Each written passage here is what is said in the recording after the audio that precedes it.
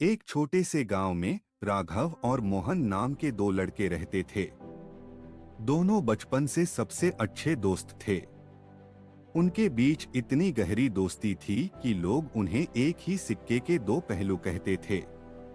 चाहे कोई भी मुश्किल हो, दोनों एक दूसरे का साथ कभी नहीं छोड़ते थे। एक दिन राघव को जंगल से गुजरते समय एक खतरनाक सांप ने काट लिया। राघव तड़पने लगा और धीरे धीरे उसकी हालत गंभीर होती जा रही थी। गांव में सांप के काटने का कोई इलाज नहीं था और शहर दूर था। सभी लोग चिंतित थे, लेकिन मोहन ने हिम्मत नहीं हारी। वह तुरंत अपनी साइकिल लेकर शहर के अस्पताल की ओर निकल पड़ा। रास्ता लंबा और कठिन था। उबड़-खाबड़ रास्ते, तेज धूप और थकान के बावजूद मोहन ने अपनी साइकिल चलाना नहीं छोड़ा। उसका एकमात्र मकसद था अपने दोस्त की जान बचाना।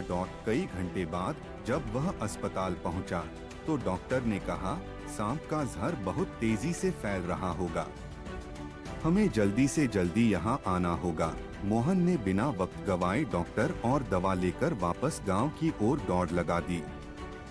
जब वह गांव पहुंचा, तब तक राघव की हालत बेहद नाजुक हो चुकी थी। डॉक्टर ने तुरंत दवा दी और कुछ घंटों बाद राघव की तबीयत में सुधार होने लगा।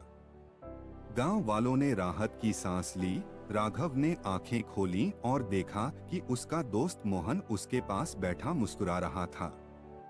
राघव की आंखों में आंसू थे। उसने मोहन का हाथ पकड़ा और कहा, तुमने मेरी जान बचाई दोस्त, मैं तुम्हारा ये एहसान जिंदगी भर नहीं भूलूंगा। मोहन ने मुस्कुराते हुए कहा, यह कोई एहसान नहीं है राघव, यह तो हमारी दोस्ती की शक्ति है।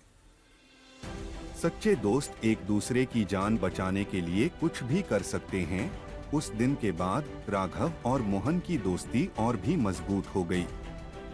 उनकी कहानी गांव में मित्रता और बलिदान की मिसाल बन गई।